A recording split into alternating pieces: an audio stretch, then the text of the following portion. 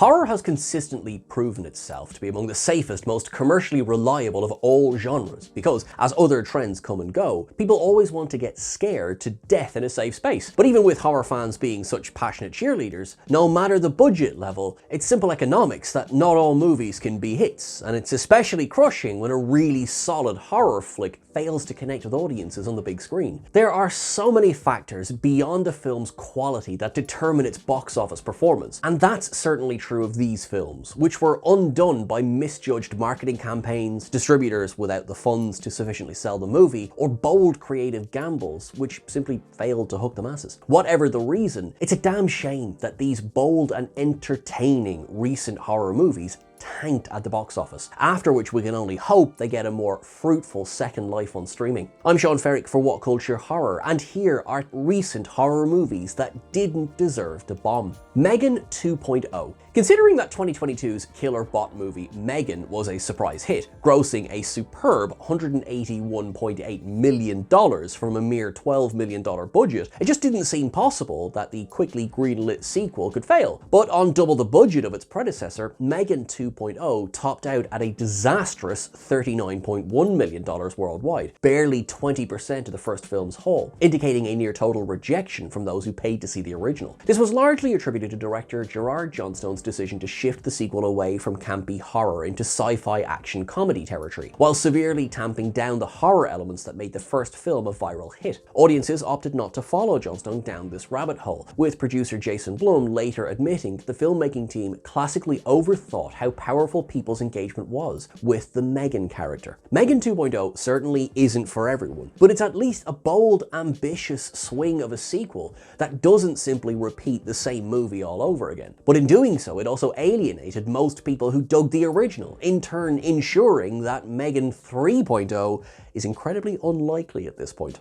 Heart Eyes. Heart Eyes may not be perfect, but it gets a lot of points for originality, for taking the prototypical slasher movie formula and stapling it to a genuinely charming rom-com. With solid marketing and a release date the week before Valentine's Day, it seemed like horror fans and couples craving some edgy counter-programming would propel this one to easy success. The fact that it cost only $18 million was well received by critics sure didn't hurt. Though the film opened above expectations and did solid business on V-Day weekend, it fell off a cliff soon thereafter, ending its run with a mediocre $33.1 million.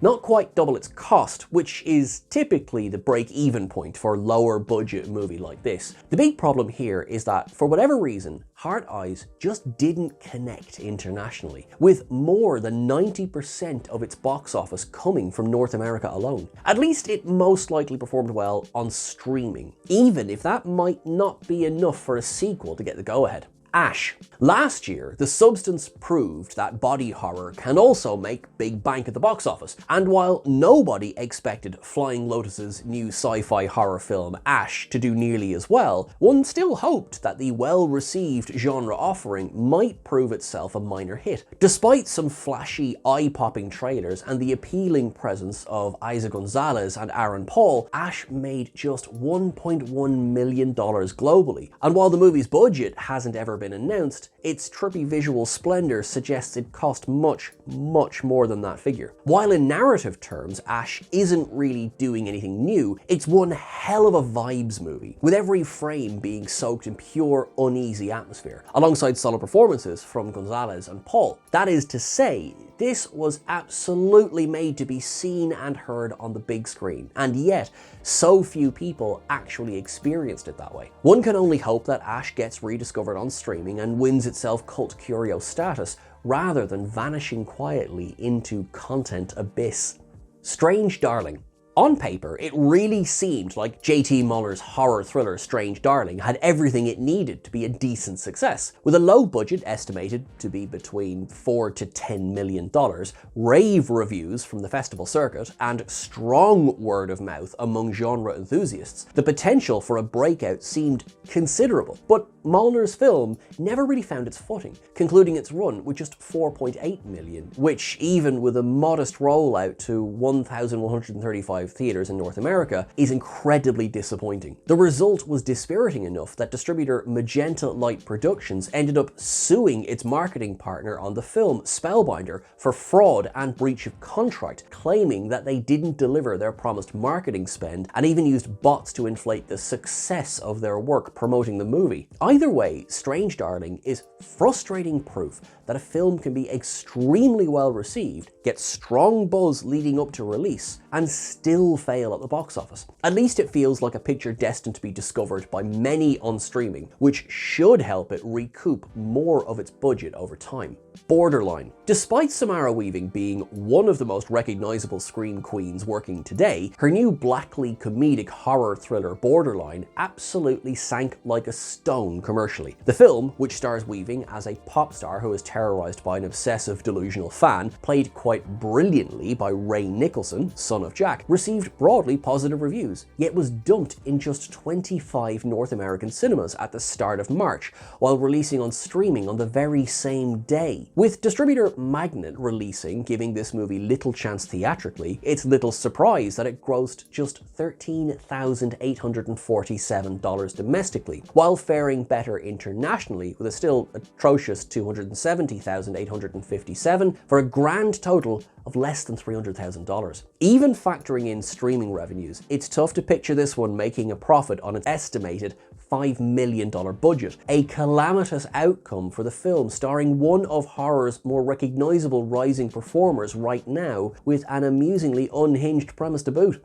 The First Omen. Though the expectations weren't exactly high for the First Omen pre-release, the Omen franchise's brand recognition and general success of the even terribly religious-themed horror flick seemingly teed this one up for easy success. The bitter irony, then, is that while The First Omen received decidedly more glowing reviews than just about anyone could have expected for a prequel nobody asked for, audiences en masse just didn't turn up for it. Even with a relatively modest $30 million budget for a glossy studio horror, The First Omen wrapped up its run with just $54 million worldwide, a woefully disappointing result that left it falling short of profitability theatrically. You can point to a few issues here. For one, it released just 2 weeks after the similarly premised Sydney Sweeney starring Immaculate, and as iconic as The Omen is to a generation of horror fans, it simply isn't recognizable to younger genre enthusiasts. After all, the last mainline entry, excluding 2006's remake of The Omen, was 1991's critically panned TV movie Omen 4: The Awakening. Even so, The First Omen actually suggested the franchise had some artistic life left in it. Yet, per its commercial underperformance,